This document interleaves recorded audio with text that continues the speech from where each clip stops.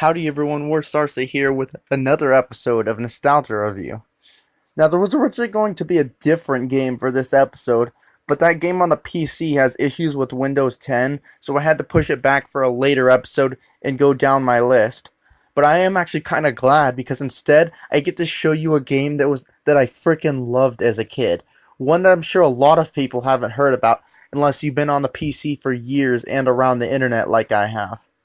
That game is Gutterball 2. After all these years, all the bowling games I've played, even though I haven't played it in over a decade, this game is still my favorite bowling game.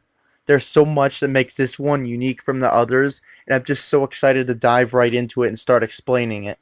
So, without any further ado, let's get right into it. Alright, as you can see, there are 5 courses. 2 of them you have to unlock by getting a certain amount of points on 2 of the courses, but they're easy. But first, look at this. Going in options, you can actually choose your 2 announcers. There's the Master, Baxter, Maria, Natasha, and Jensen. I'm going with the Master because he is so chill. After we've done that, we pick a course. And oh my god, this music again. I've always loved the Lotus stage music.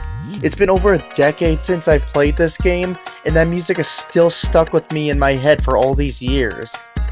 Despite being an easy stage, it's made this one my favorite. Anyway, after you pick a stage, you pick if you're playing alone or with someone else, and then we get to selecting our ball. Now this is something that I still think is awesome. Unlike most bowling games, you can actually customize your ball with literally anything. Seriously, pull a picture off your computer and drop it right on the ball. I thought that this was the coolest thing ever as a kid, as I could have anything I wanted on it. Even back then, I was so impressed with that. A game allowing you to do that with no modding necessary. Don't mind me just browsing through my folders. You know what? Let's be egotistical and put my own face on the ball. Alright, so how you play is pretty simple. You use your mouse to move the ball left and right, and you hold left mouse button down, pull back on the mouse, and then push forward as you release left mouse. You can control the ball as it moves, as you can see.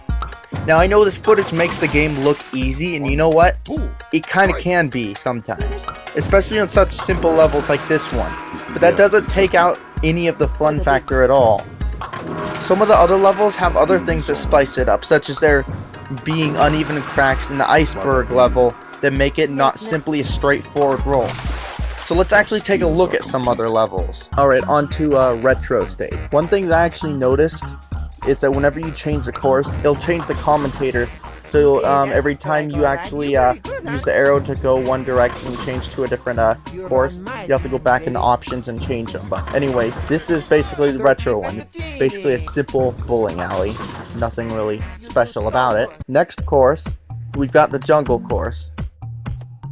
Alright, so here in the jungle course, the jungle course's gimmick is that it'll actually on and off start raining on the course, which could affect the control of your ball, but I mean I've never really noticed, as you can probably see. As I go to each different course, my ball is getting faster and faster because I'm upgrading it more and more. So you can basically max out each ball you have and just make it absolutely insane.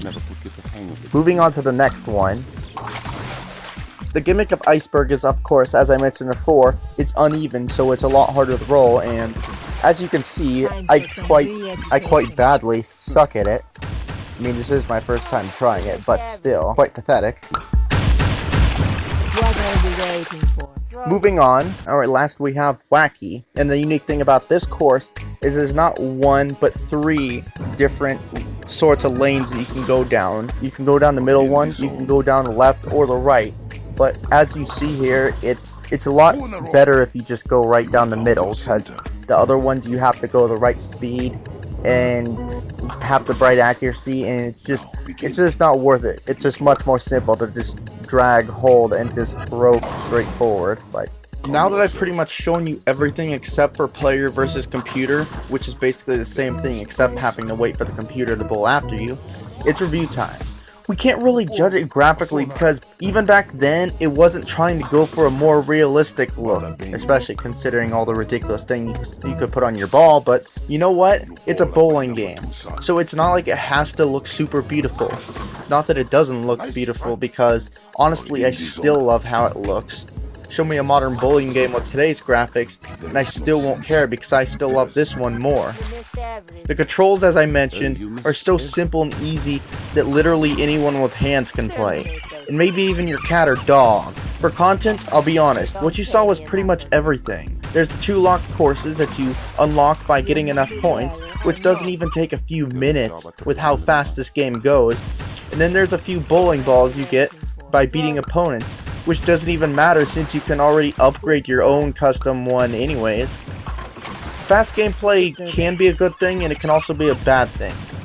It's good because you can quickly pick up a game, not having to wait long to get your ball back after throwing it, and just keep going and get through a game real quick.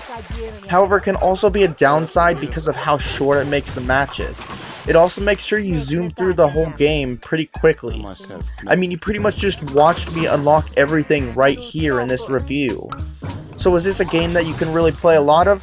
Yes and no.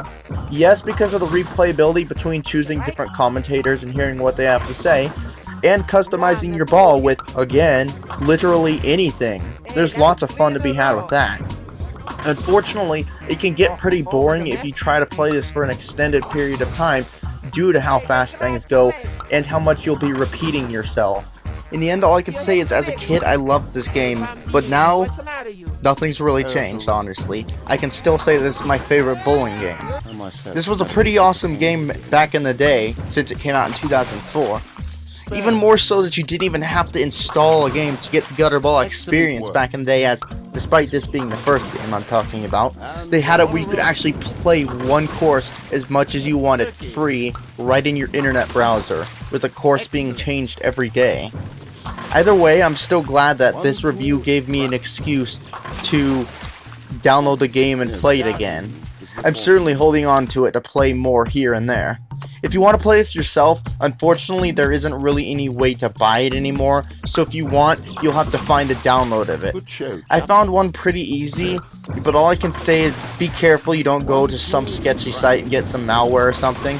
The one I got it from looked like it'd be sketchy, but it turned out okay, so use your best judgment, I guess. This is WarsRC on the Game Clips channel, and I'm out. I'm sorry, I'm just having so much damn fun with this.